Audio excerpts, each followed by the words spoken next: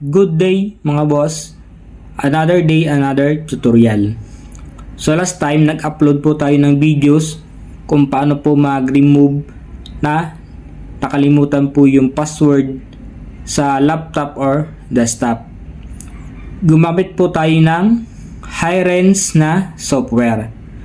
So ngayon, ituturo ko po sa inyo kung paano po gumawa ng Hi-Rens na bootable at paano po mag-download. So ito mga boss, panoorin nyo. First step mga boss, so pupunta po tayo ng browser. Then search po natin dito, Hi-Rens download.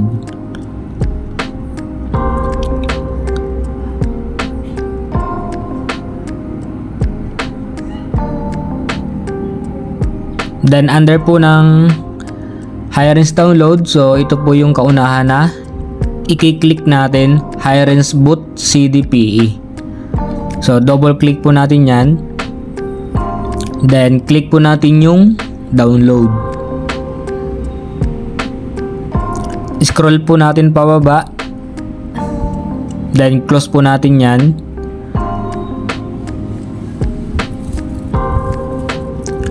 Dito po sa file name, so yung katapat po niya ang i-download natin. So double click po natin yan.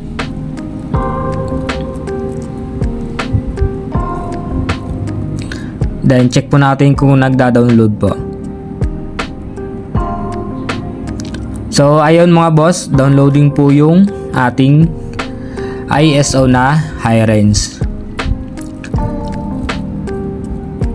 Pangalawa guys, mga boss, ay kailangan po natin mag-download ng Rufus. Dapat po yung Rufus ay ang latest version. So kailangan po natin dito mag-download. So ito, kiklik lang po natin yan.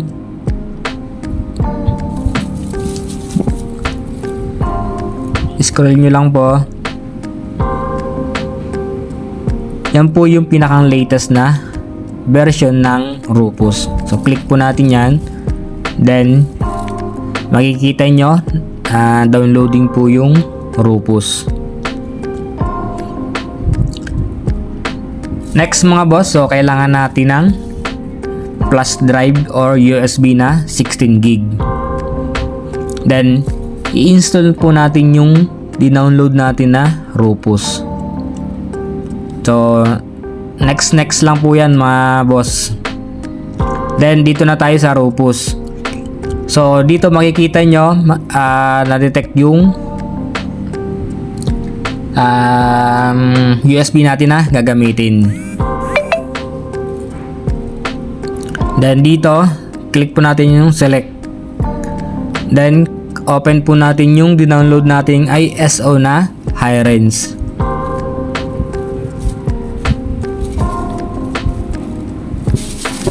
Then dito, dapat naka GPT and FAT32. Naka-default po siya. Then click po natin yung start. Then next lang po yan. Kung ano po yung lumabas, okay nyo lang. So after nyan mga boss, so pwede nyo na pong magamit as bootable. So makakapag-remove na po kayo ng password sa inyong laptop or desktop.